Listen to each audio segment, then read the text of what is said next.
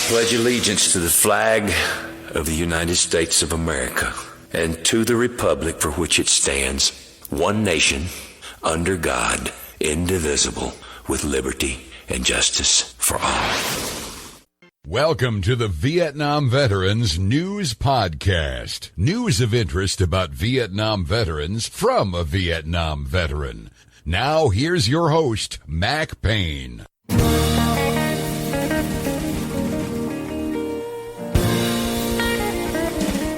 This is Mac Payne here with episode 1806 of the Vietnam Veteran News Podcast, news about the Vietnam War and the brave veterans who served there, as told to you by yours truly, a Vietnam veteran.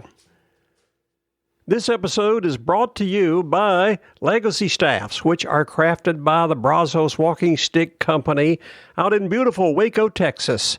You can go to brazosticks.com and use my name, Mac Payne, one word, at the checkout and get a tremendous 10% off your next order of the Legacy Staff or cane of your own design. I have a Legacy Staff, and I can verify that it has become one of my favorite possessions. I also discovered that line in the Bible that says, even though you walk through the shadow of death, you'll be comforted by a staff. I discovered that very feeling after I received my Legacy Staff. I'm sure you will experience the same thing. So don't delay. Go to brazosticks.com. Use my name, Mac Payne, at the checkout. Get that 10%, and before you know it, you will be enjoying your own Legacy Staff.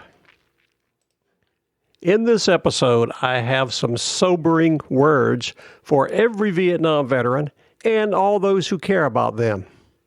Most of us, when we were over in Vietnam, we were young and we felt like we were going to live forever. As we have traveled down the road of life, we began to realize we weren't going to live forever. Most Vietnam veterans, like myself, are beginning to get a little long in the tooth. When you begin to approach those years when you can see the end out there in the next 10, 20 years, you begin to think about things you don't normally consider when you are a young person in Vietnam dodging bullets and mortar rounds. Matt Russell is a U.S. Marine.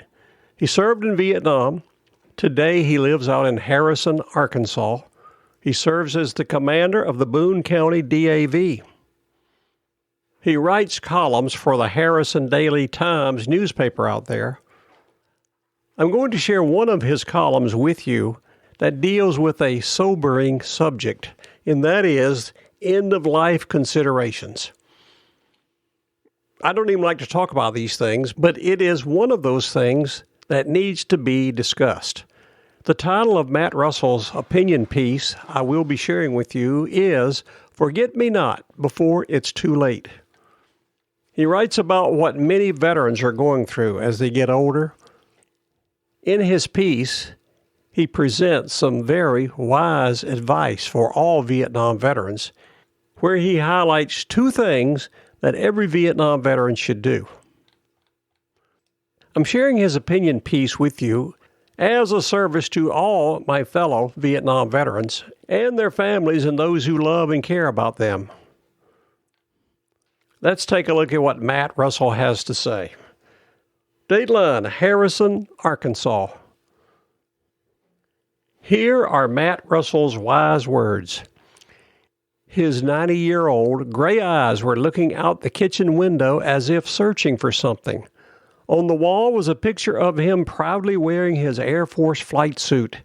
He was handsome, distinguished, and had an inviting smile that probably drove the girls crazy. Now, some 70 years later, his cockpit has turned into a wheelchair, and his uniform includes diapers. Sadly, that's not the worst of it. Thankfully, Matt did not go into details on that subject. Continuing. Matt glanced down at his DD-214 on the kitchen table. It stated he enlisted in the Air Force in 1951 at the age of 22, having just graduated from college with a degree in electrical engineering. He became a pilot with the Strategic Air Command when their mission was to have aircraft flying 24/7, ready to drop atomic bombs on Russian targets at a moment's notice. He probably started out flying the B-47s, then moved to B-52s when they first arrived in 1955. These stratoforces and their crews were critical to protecting the United States, halting Russian world aggression, and eventually winning the Cold War. I had a million questions for this amazing warrior, but Alzheimer's and a stroke had forever silenced my answers. His wife said he had never talked about his time in the service, except once when he mentioned while he was in the reserves, he ferried supplies to Vietnam and hauled caskets back to the United States. His memories are an important part of American history that will never be learned or shared. His grandchildren and their grandchildren won't know how this brave hero once flew perilous skies protecting their inherent freedoms. We were too late. I wish I could say he was the only veteran I've found in this condition, but just in the past couple of months, I've met 3. They were all looking out windows, their minds now forever guests of a universe known only to them. I like to think they have found a gentle time and place that gives them joy and peace. The people who are suffering the most are their loving and dedicated wives, heroines all. Daily, they feed, bathe, and dress these men all by themselves. When they need to take them to the doctors, they usually have to hire someone to help load them into their car. All these women are of an age where their bones are frail, muscles are weak, and each had a long list of ailments of their own. In all 3 cases, they scrape by on Social Security and little else. The DVA was there helping the wives with their paperwork to get their husbands into the VA healthcare system that will hopefully provide some home care support for these forgotten veterans. This problem is only going to get much worse as Vietnam-era veterans start reaching their 80s and 90s. Now is the time to prepare for that by doing 2 critical things. All right, listen up. Number 1, make sure your veteran is immediately enrolled in the VA healthcare and benefits program. Maybe they can help prevent a stroke, delay the onset of dementia, and get them some money to help in their retirement. Not every veteran qualifies, but it costs nothing to find out. Contact your county service officer or the DAV, who can help with the paperwork. All right, let's get back to Matt Russell's piece here, where he talks about these 2 important things to do. You've got the first one. Make sure you or your veteran is immediately enrolled in the VA healthcare system and benefits program. Okay, let's go on to number 2. Now, this one is very important and very practical. Take your smartphone or iPad and set it to video record.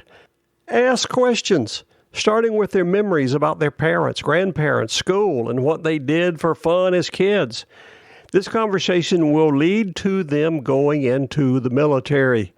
Don't ask about war, but about their job, their buddies, and where they were stationed.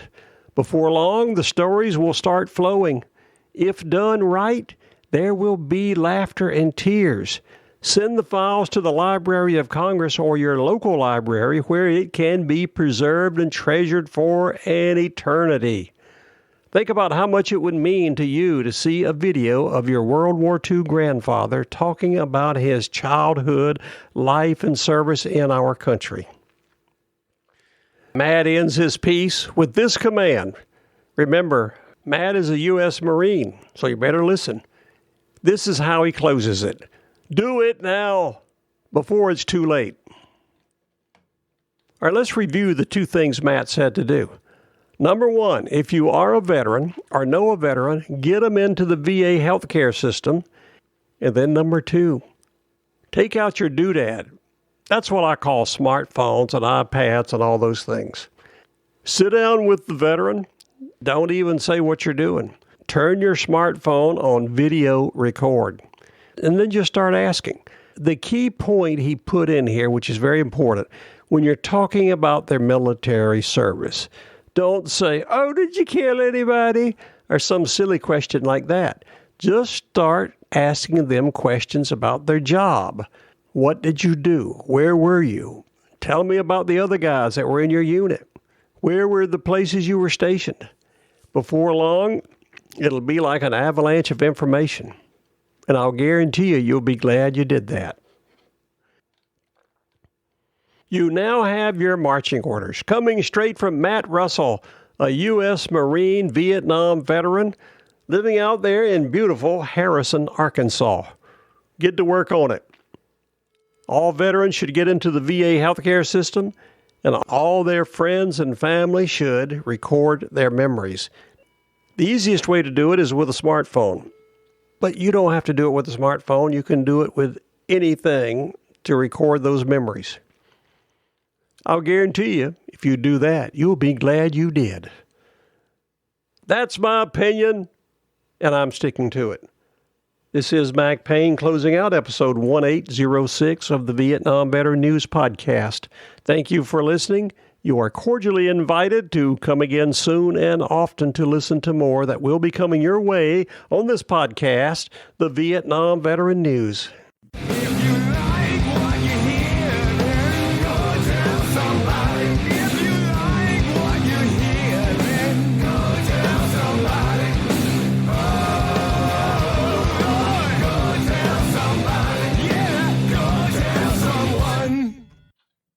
How about that? Ain't that a mess?